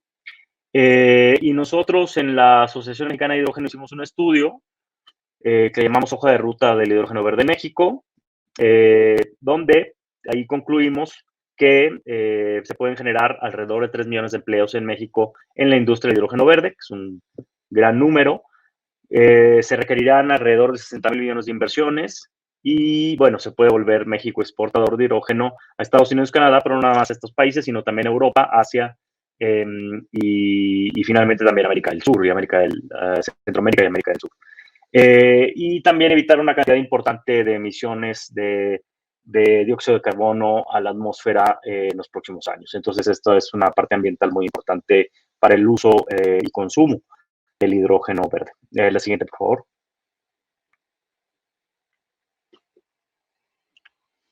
Pero cuando hablamos de hidrógeno, no solamente hablamos de la producción, consumo y exportación de hidrógeno, sino también del desarrollo de nuevas industrias manufactureras en México, que también se aplica a otras partes del mundo. Aquí hablamos de México en esta presentación, pero en realidad hay toda una industria alrededor del hidrógeno verde. Esto es, por ejemplo, la fabricación de celdas de combustible de hidrógeno, de vehículos a hidrógeno que utilizan estas celdas de combustible, turbinas eléctricas a hidrógeno, electrolizadores, que son los equipos que producen el hidrógeno, tanques de almacenamiento, compresores, tuberías, válvulas, ductos, en fin, toda una industria relacionada con el hidrógeno. De hecho, la industria del gas natural, por ejemplo, pues es natural, válgame la redundancia, que da un salto, de un brinco hacia la industria del hidrógeno verde, dado que ya tienen las capacidades y la tecnología instalada y los equipos para eventualmente producir hidrógeno verde. La siguiente, por favor. Nosotros estamos impulsando algunos proyectos en movilidad, proyectos pilotos de transporte público de pasajeros urbano con hidrógeno. Ya sucede, ya funcionan autobuses de transporte público de pasajeros urbanos en algunas ciudades en el mundo. Yo los he visto circulando ya. Y también, bueno, pues como lo mencionaba, ya hay trenes que funcionan con hidrógeno. En el tema de refinería, sustituir justamente hidrógeno gris por hidrógeno verde, descarbonización industrial, desplazamiento de combustibles fósiles y también la constitución o conformación de hubs de hidrógeno en algunas regiones de México, justamente aprovechando el potencial renovable y, bueno, la vocación de cada estado y su potencial, digamos, para la producción de hidrógeno verde. La siguiente, por favor. Hay certificaciones, no solamente es necesario decir que el hidrógeno que estamos consumiendo es verde, dado que ya se consume hidrógeno gris y azul, es necesario que algunas entidades certifiquen que el hidrógeno que se consume sea verdaderamente verde y limpio. y por eso hay algunas ya organizaciones que certifican con diferentes protocolos y estándares, certificaciones en la producción y consumo del hidrógeno verde. En la siguiente, por favor. Y aquí está un poco la hoja de ruta que nosotros hicimos. La siguiente, por favor. Esta hoja de ruta, pues, diagnostica, digamos, dónde está parado México en el tema del hidrógeno verde, cuáles son las principales barreras a la entrada, qué necesitamos hacer, cuáles son los retos que se necesitan superar para implementar el hidrógeno verde en México, pues, establecer mecanismos para el cumplimiento de metas, dar mayor certidumbre regulatoria, reducir costos de infraestructura, establecer regulación específica, creación de incentivos, incrementar la penetración de energías renovables. Esos son algunos de los principales retos para implementar el hidrógeno verde en México, que también son muy similares a los que suceden en otras partes del mundo. La siguiente, por favor. Y el estudio que hicimos se enfoca en 7 industrias con las mayores emisiones de gases de efecto invernadero y se analizaron 3 tipos de transición al hidrógeno verde. La industria petroquímica, por ejemplo, donde hay sustitución de hidrógeno gris por hidrógeno verde directamente. Hay luego las industrias que se va a mezclar el hidrógeno verde con el gas natural, el blending, que es en la generación de electricidad, por ejemplo, en la industria del hierro y el acero, del vidrio, la química y el cemento, y el cambio de tecnología, que es sustituir, digamos, los vehículos de combustión interna que funcionan con diésel, gasolina y eventualmente hasta con cambio natural vehicular, por vehículos que funcionan con celdas de combustible hidrógeno y que funcionan con hidrógeno. Es importante mencionar que al día de hoy todos los vehículos que son, digamos, que funcionan con hidrógeno son vehículos eléctricos, igual que la electromovilidad con baterías de litio. La diferencia principalmente es que unos almacenan la energía en baterías de litio y otros en centros de combustible hidrógeno, pero ambas tecnologías echan a andar un motor eléctrico. La siguiente, por favor. Y bueno, finalmente se definieron 5 líneas de acción para clasificar los hitos requeridos para el desarrollo de la industria del hidrógeno verde en México. Esta hoja de ruta y estratégica, la planeación estratégica para la implementación, regulatorias o jurídicas, ¿no? El marco legal regulatorio que es necesario implementar o actualizar o modificar, las económicas de mercado, mecanismos para incentivar la transición verde, las tecnológicas y de infraestructura, desarrollo e innovación de tecnologías, hay que también impulsar el capital humano, ¿no? Por eso es importante la participación de las universidades y las instituciones de educación para poder desarrollar planes y programas que capaciten a los alumnos y alumnas en el desarrollo de esta nueva industria, ¿no? Y ambientales y sociales, que es fundamental, alianza entre industrias y comunidades para generar justamente bienestar social. Un poco lo que ya sucede con las centrales renovables, que han hecho esta, digamos, sinergia con las comunidades para impulsar el desarrollo de las mismas sin generar ningún tipo de, digamos, afectación. Bueno, pues esa es la presentación que yo tenía el día de hoy. Muchas gracias, Francesco. Gracias a ti, Israel. Gracias por compartir tus conocimientos y todo ese gran trabajo que se lleva adelante desde México, apalancado por ti como profesional y por toda la Asociación de Hidrógeno y una vasta cantidad de empresas y consultores que día a día tratan de contribuir a este cambio fundamental en el patrón de consumo energético del mundo.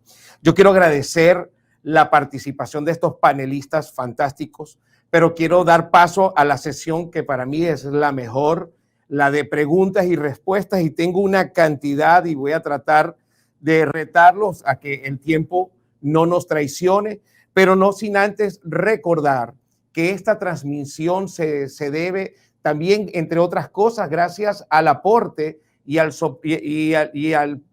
patrocinio que nos han dado empresas como Engie de México y Vector Engineering International. Yo quiero agradecer a estas empresas que creyeron en nosotros, que nos acompañaron en este reto. Es un reto que es un ciclo de 4 grandes eventos que llevaremos adelante en lo que queda de año y que esperamos completar con ustedes y contribuir al crecimiento de cada uno de los miembros de nuestra comunidad. El mundo cambió, el mundo evoluciona día a día y nosotros como profesionales tenemos la necesidad de estar al día. Hay cambios que nos avasallan. que la inteligencia artificial. Desde hace 25, 30 años sentimos la presión del Internet, la evolución, la innovación, la tecnología, la industria 1.0, 2.0, 3.0, y hoy por hoy nos encontramos en uno de los escenarios más complejos y fundamentales, que es el que generará la sostenibilidad del planeta y de la vida humana en condiciones aceptables y posibles. Y por ello trajimos este panel de expertos que nos hablaron, Ana Lublov, sobre las alternativas para descarbonización en la transición energética. Ulises Neri Flores, los objetivos de desarrollo sostenible de la Agenda 2030 y el rol de la innovación y tecnología. Malvin Delgado, analítica avanzada y la ciencia de datos como aliados en la transición energética.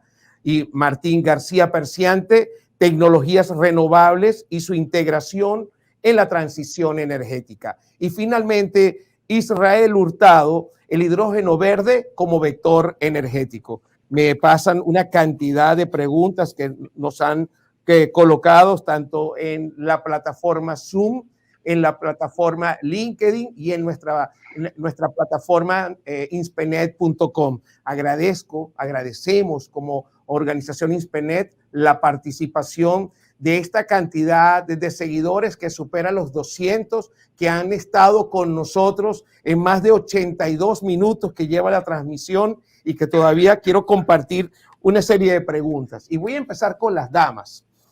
Ana, en tu experiencia, pregunta, no me colocaron quién fue el seguidor, la audiencia que lo escribió, pero ¿qué retos enfrentan en el sector industrial para una transición energética? Muchas gracias. Bueno, creo que los podría yo dividir en dos principales aspectos. Uno es este tema que hablamos en términos de la rentabilidad. Todavía hoy es complejo que se le pueda dar un valor a la reducción de estas emisiones si no hay un verdadero entendimiento de lo que implica en términos de la sostenibilidad del negocio en el tiempo, el poder garantizar que estamos atendiendo de manera adecuada los riesgos que tenemos con nuestro entorno y los que tendrá el entorno con nuestro proceso productivo. Entonces, el lograr convencer a nuestras áreas financieras de la importancia que tiene realizar estas inversiones en pro de atender ese mapa de ruta de descarbonización es un reto importante. Y evidentemente ahí hay diversas soluciones, incluso empresas en las que se manejan este tipo de soluciones como proyectos directos de garantía de ahorros o de energía para evitar que tenga que haber una inversión específica en desarrollo de tecnología para este proceso de descarbonización. Y el segundo, creo yo, es el tener el acceso a estos combustibles de transición. Entonces, no en todos los países hay disponibilidad de gas natural o la hay a costos muy altos.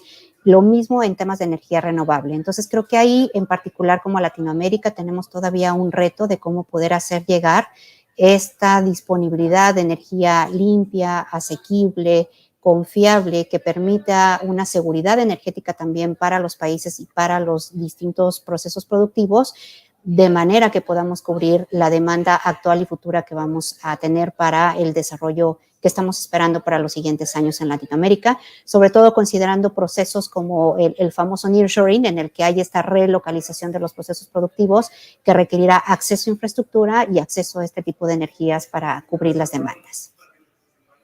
El tiempo de nuestros panelistas es contado y sé que Martín e Israel tienen que ir a otro evento. Martín, directamente del Zoom me llegan estas dos preguntas dirigidas a ti. ¿Ha considerado Ecopetrol la inyección de hidrógeno verde a redes de gas natural? Esa es una pregunta. La siguiente, ¿han considerado incluir el uso de energía geotérmica para la generación de hidrógeno verde en Colombia? Interesante ambas. Bueno, muchas gracias por las preguntas. No son fáciles las respuestas, ¿no? Sí hemos tenido varias conversaciones. Ecopetrol, digamos, hoy no está en el negocio de los gasoductos. Hay dos compañías en Colombia que se encargan de lo que son las redes de transmisión y luego hay otras tantas compañías que se encargan de las redes de distribución de gas en el país, y hemos recibido no solo propuestas, sino que hemos tenido conversaciones con estas compañías para ser pilotos. Yo creo que todo va a empezar por los pilotos, para verificar la integridad física de las redes. Todos creemos que esta es la vía para poder transportar el hidrógeno. En el caso, por ejemplo, de la refinería de Cartagena, donde vamos a tener hidrógeno, bueno, ahí tenemos puertos de exportación. Ahí quizás la pregunta no es cómo vamos a utilizar ni cómo vamos a montar la logística para poder distribuir este hidrógeno, pero cuando tengamos hidrógeno en Barranca Bermeja, en la mitad del país, como les mostré en el mapa, ahí sí que vamos a tener un reto muy importante para poder transportarlo. Entonces, la respuesta es sí, lo hemos pensado, sí, lo estamos evaluando, sí, lo estamos trabajando con los diferentes actores dentro del sector de la logística de los gasoductos en el país. Esa es la primera. La segunda, geotermia. Bueno, hace algunas semanas Ecopetrol firmó un convenio con 2 empresas, con Check y con Baker. Lo pueden encontrar en los medios, no es nada confidencial. Se están iniciando los estudios para producir energía geotérmica en el país. Sabemos que hay potencial en Colombia, sabemos que el recurso existe, le vemos un potencial tan interesante como la biomasa. ¿Y por qué quiero devolverme a la biomasa? Recién lo comentaba Ana, tenemos un reto súper importante en cuanto a la disponibilidad de recursos renovables. Los más evidentes, los más conocidos, el solar, el eólico, perfecto, tenemos el recurso, fantástico, pero no nos dan firmeza. La geotermia y la biomasa nos dan la firmeza que nosotros necesitamos para poder producir y poder exportar de forma certificada nuestro hidrógeno y sus respectivos derivados. Entonces, también la respuesta a la segunda pregunta es sí, sí lo estamos evaluando, estamos en etapas muy preliminares, pero hacia allá vamos, estamos construyendo ese futuro. Te quiero agradecer tu participación en este panel y quiero dar paso a una pregunta a Israel. Es más, hay 2. Te preguntan, Israel, ¿cuál es la estrategia para la industria de hidrógeno en México y quiénes podrían ser los principales actores en el impulso de esta industria? Bueno, sí, los usos y aplicaciones son variados, exactamente. Creo que, en primer lugar, lo que estamos impulsando desde la asociación es justamente la producción de hidrógeno para desplazar combustibles fósiles como combustóleo, carbón, de hecho, diésel. De hecho, la Comisión Federal de Electricidad genera electricidad justo con algunos de estos combustibles, y la Comisión Federal de Electricidad tiene proyectos para producción de hidrógeno verde y de generación de electricidad. Entonces es muy importante. Y también las empresas, algunas empresas y algunas industrias tienen generadores de emergencia, digamos, cuando falla la red o cuando hay algún tema, echan a andar generadores que tienen de emergencia o de respaldo, y estos generadores utilizan diésel, y entonces también, y es contaminante. Por lo tanto, ahí también hay una gran oportunidad de desplazar estos combustibles con hidrógeno. Pero también está, evidentemente, la industria de la movilidad. Se considera más eficiente el utilizar hidrógeno verde en transporte pesado de mercancías de larga distancia, un tractocamión que lleva mercancías de México a Monterrey o Guadalajara, donde sea. Se considera más eficiente utilizar hidrógeno verde que baterías de litio, por varias razones. Es más eficiente el hidrógeno y el tiempo de recarga es más rápido. Pero entonces también, bueno, en ese sentido se está considerando que puede haber una gran área de oportunidad para el hidrógeno en la movilidad, en la generación de electricidad y en el desplazamiento de combustibles fósiles, justamente para, combatir el cambio climático y descarbonizar la economía de México. Interesante. Aquí hay una pregunta que no sé si es dirigida a Ulises, y se la voy a poner a Ulises porque no le he puesto tarea. Ulises, preguntan, ¿qué otro tipo de tecnología más allá de las que actualmente se ha discutido para la reducción de emisiones, se pueden desarrollar?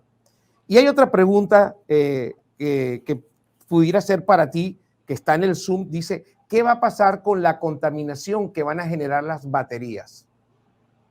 Gracias por esas dos interesantes preguntas. A ver, de tecnologías, más allá de las tecnologías o las opciones y estrategias para descarbonizar que están en estos grupos, pues de eficiencia energética, energía renovable, hidrógeno, energía nuclear y muchas otras más que están ahí, ¿no? En estas tecnologías también se está analizando y se está discutiendo la posibilidad de la microcaptura de CO2 en el transporte y en las industrias también. Analizar y ver qué opciones existen para descarbonizar. En muchos lugares, en muchos países, la descarbonización de las energías fósiles va a llevar un tramo todavía largo. No todas las economías están preparadas tecnológicamente y económicamente para poder desplazar los hidrocarburos. En ese sentido, el pensar que todos los países tienen las mismas condiciones, tanto regulatorias, económicas, sociales y ambientales, inclusive para poder tener otro tipo de tecnologías, no es fácil. En ese sentido, se está ahora analizando también el impulso que pueden tener microcaptura de CO2 también en el transporte y también en la industria. Esa es una vertiente más que ahora se está discutiendo. Recientemente se discutió la semana pasada en el seno de Naciones Unidas en Ginebra, en estas discusiones que hubo. Respecto a la otra pregunta, ¿me la repites, perdón, Francesco? La otra pregunta dice, ¿qué va a pasar con la contaminación que va a generar las baterías? Bueno, el gran tema de las baterías, ¿sí?, es que no solamente es un tema vinculado al litio, ¿sí?, sino son otros minerales que también se necesitan para la construcción de las baterías, el tiempo de la vida útil y lo que se puede después en un proceso de economía circular poderlas aprovechar. Entonces aquí políticas públicas más opciones de negocio para poder reciclar eso son como las vertientes o líneas que se tienen que trabajar todavía más por parte de los países en política pública para ver qué se hace y cómo se aprovechan esas baterías después de su vida útil, y en otra abrir nuevas vías y opciones de negocio para aprovechar todo ese material que se va a utilizar y se le puede dar una segunda vida a todo ello. Es todo un tema el tema de las baterías, es un tema de no terminar. Sé que se ha tenido que retirar Israel, sé que Ana está en el aeropuerto, pero no te me vayas, Ana, porque tengo unas preguntas para ti, por favor. Y a Martín, que entiendo que tiene que salir a dar otra conferencia. Quiero darle las gracias a Israel y a Martín. Puedes permanecer un tiempo más porque hay preguntas, pero si tienes que ir, siéntete libre, y quiero agradecerte y reiterarte, tomarte la palabra, que habían más de 200 personas aquí testigos, que te tendremos en un próximo evento conversando y profundizando de todo este tema de la transición energética, el uso del hidrógeno. Y bueno, si vas para Naturgas en Barranquilla, pues creo que voy a estar por allá y podríamos platicar y hablar más sobre el tema. Agradecido con Ecopetrol y agradecido con tu persona. Ahora tengo unas preguntas para Malvin Delgado. Malvin, dice aquí una de las personas, ¿podría por favor explicar cómo es que estos sistemas son capaces de determinar la totalidad de las emisiones en una red de distribución de gas natural completa, ya que en ciudades grandes como Ciudad de México, Monterrey, Bogotá o Sao Paulo, estas redes pueden llegar a tener decenas de miles de kilómetros? Claro. Ahí te la dejo, Malvin, claro. Cuéntanos. Pregunta interesante, pero la respuesta es relativamente fácil cuando se entiende el concepto tecnológico que hay detrás.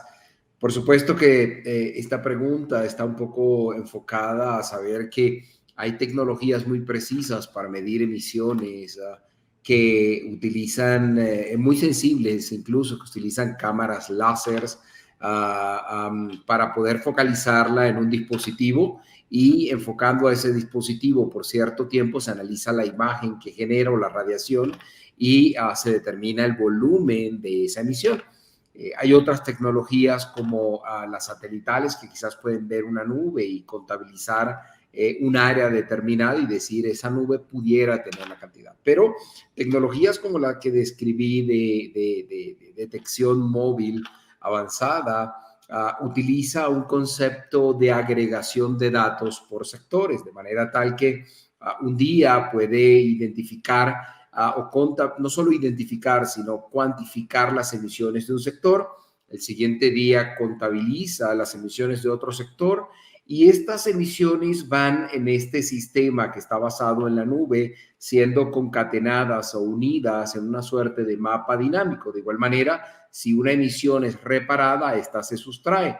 De manera tal que de esa forma se puede crear un mapa de una ciudad completa, incluso de una red completa que puede ir más allá de una ciudad, y se puede contabilizar o analizar de forma mensual, de forma anual, de forma semestral, cómo ese comportamiento de las emisiones se va registrando y analizando, de manera tal que puede tener la precisión de un sistema individualizado, pero también puede esta precisión individual irse sumarizando a todas las mediciones hechas a escala en una ciudad completa o incluso más allá de una ciudad, porque hay compañías que, por ejemplo, mencionaban Monterrey, donde la compañía que principalmente se encarga de distribuir en Monterrey, no solamente ve Monterrey o Nuevo León, sino que ve otros estados.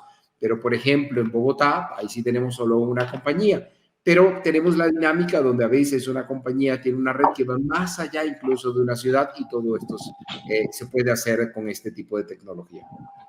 El tiempo de esta transmisión se agota. Adelante. Quiero agradecer a la empresa Picarro que ha autorizado tu participación en este evento. Quiero extenderles nuestro agradecimiento e invitarlos, como siempre, a participar en distintas actividades que desde INSPENET llevamos adelante. Una última pregunta para ti, Malvin. Vamos cerrando ya esta gran transmisión.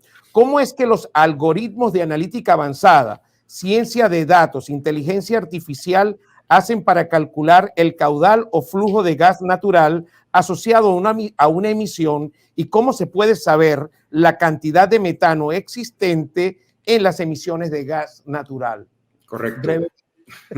Pregunta muy interesante porque habla del secreto detrás de la solución, pero voy a tratar de forma muy sucinta y resumida de dar una respuesta. Voy a comenzar de atrás hacia adelante. ¿Cómo determinar la cantidad de metano en una mezcla de gas natural?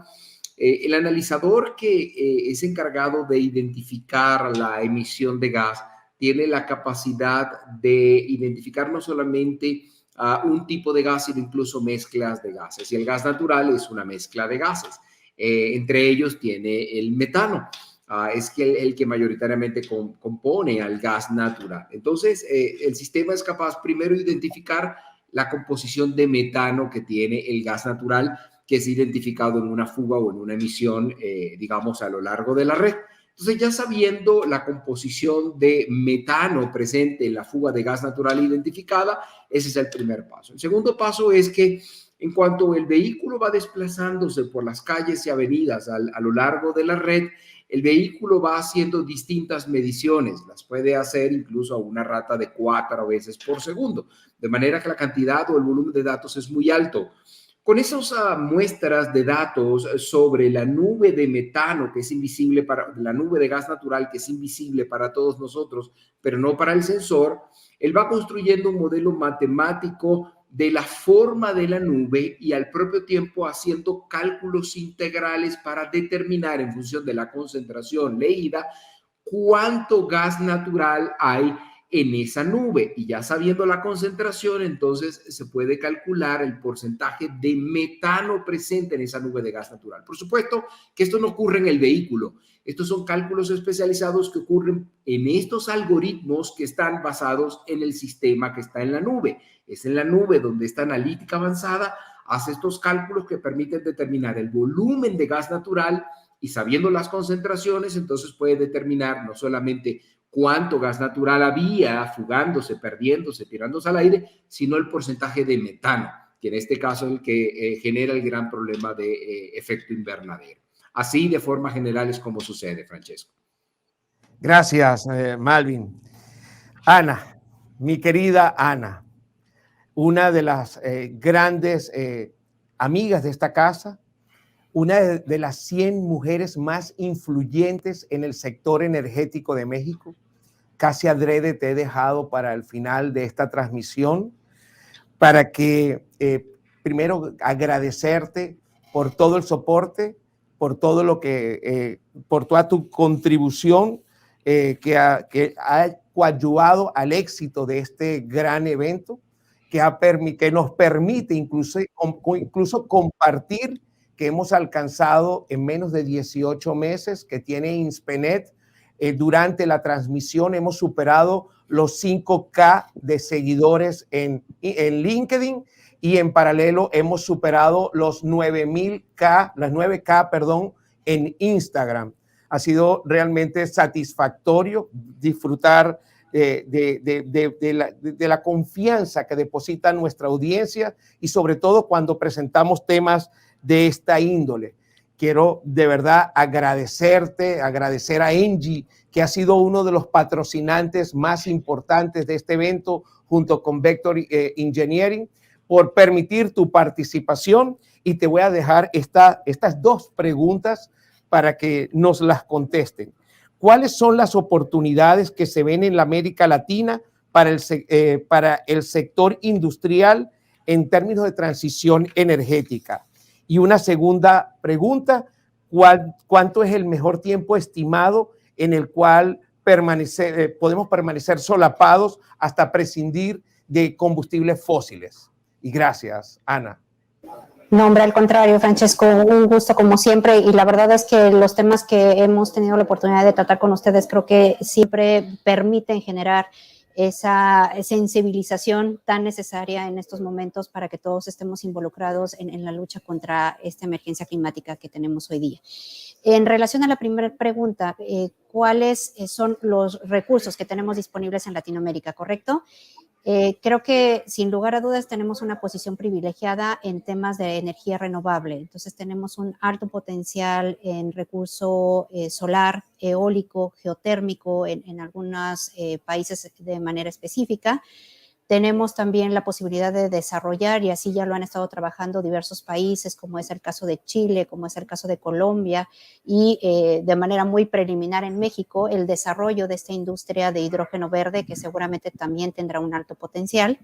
Y sin lugar a dudas, el gas natural seguirá jugando un rol muy importante en la mayor parte de los países de Latinoamérica. Recordar que, al menos para el caso específico de México, contamos con uno de los precios más competitivos que existen en el mercado a nivel mundial para poder hacer uso de este combustible de la transición.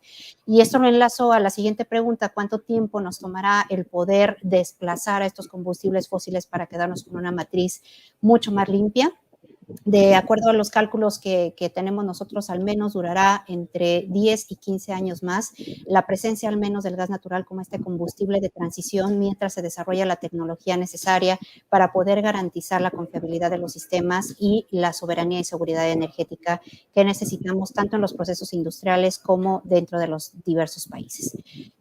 Esa sería mi intervención. Muchísimas gracias nuevamente por el tiempo y por la oportunidad y por permitirme acompañarles en esta ocasión. Ana, siempre es un placer tenerte aquí de invitada. Gracias por compartir tu tiempo, gracias por el esfuerzo que hiciste por estar con nosotros. Y ya para cerrar, mi querido Ulises Neri, agradecerte como consultor independiente, como vicechair, representante de México ante la ONU, tu presencia y tu participación. Y a ti te he dejado una pregunta que me llega, que está en el chat. Veo a través del monitor que hay varias preguntas que quedan pendientes, pero quisiera dejártela a ti. Alguien dice: interpreto que los combustibles fósiles y minería deben ser el factor clave para llegar a la transición energética y no deben ser satanizados, sino considerados y deben ser convertidos en más eficientes. ¿Qué piensas tú en ese sentido? ¿Qué le dices? Bueno, aquí ya hay dos mensajes que quisiera mandar a la audiencia y he mandado últimamente en algunas reuniones, ¿no? Que la probabilidad de que se alcancen las metas de net cero o de reducción de emisiones en el futuro está correlacionada con la probabilidad de obtener los minerales necesarios para la transición energética en la energía renovable en las baterías e inclusive en el hidrógeno. Es decir, hay que observar muy de cerca lo que pasa en la minería a nivel global, de los minerales críticos para la transición energética, y en virtud o en relación a ello podremos ver la probabilidad de que se alcancen esa reducción de emisiones y se desplacen las energías fósiles. Mientras tanto, a las energías fósiles, hacer el esfuerzo de descarbonizar no solamente la producción de energía fósil, sino también en el consumo de la energía fósil. Y ahí la tecnología juega un papel muy importante. Y cualquiera sea la tecnología para reducir las emisiones, siempre hacerlo en un enfoque sostenible. En un enfoque sostenible es yo como productor de energía o yo en el proceso de la cadena de valor de la energía, busquemos opciones para mitigar temas vinculados con la pobreza, temas vinculados con la educación, con el acceso a la energía, con la equidad de género, con el manejo responsable del agua, contribuir al objetivo de ciudades sostenibles y otros temas más vinculados a esos objetivos de la Agenda 2030.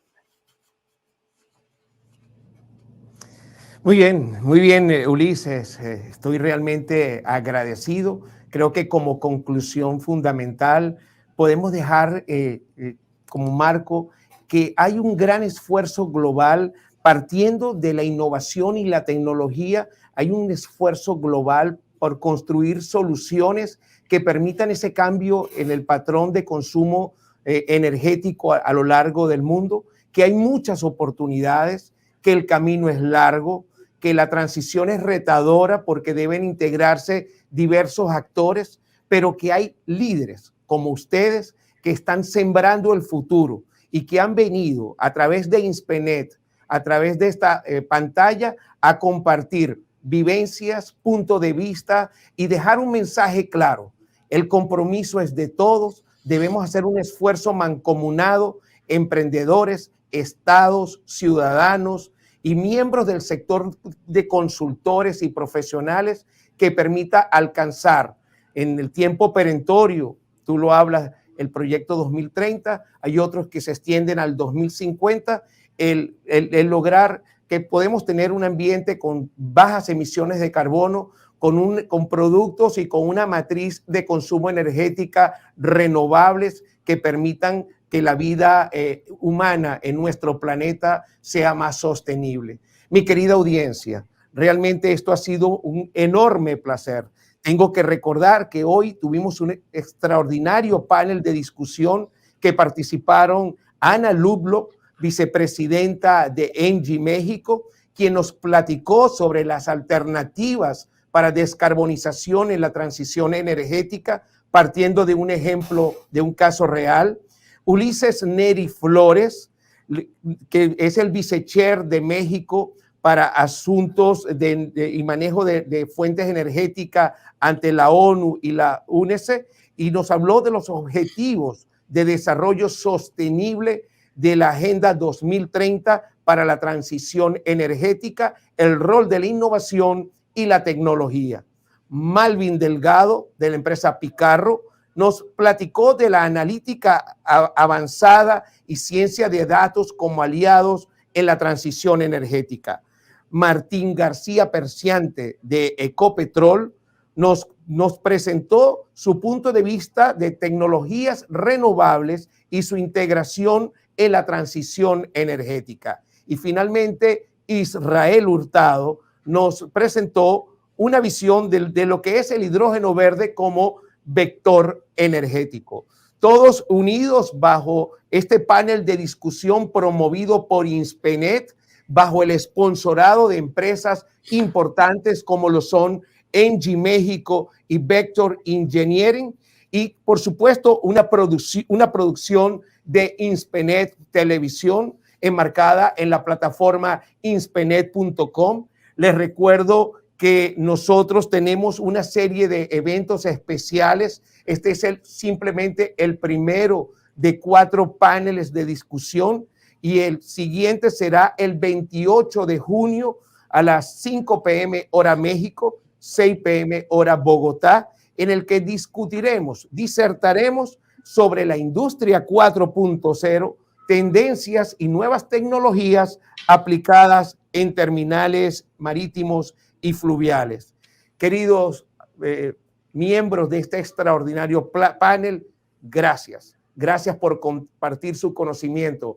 Les recuerdo a nuestra querida audiencia que solo en Inspenet el conocimiento de unos lo transformamos en la fortaleza de todos. Y como decía Israel, en todos estos intercambios todos aprendemos algo importante y nos llevamos de este gran panel el compromiso de luchar por un mejor mundo, un mundo sostenible y sobre todo ayudar y coadyuvar a un cambio en el patrón de consumo energético.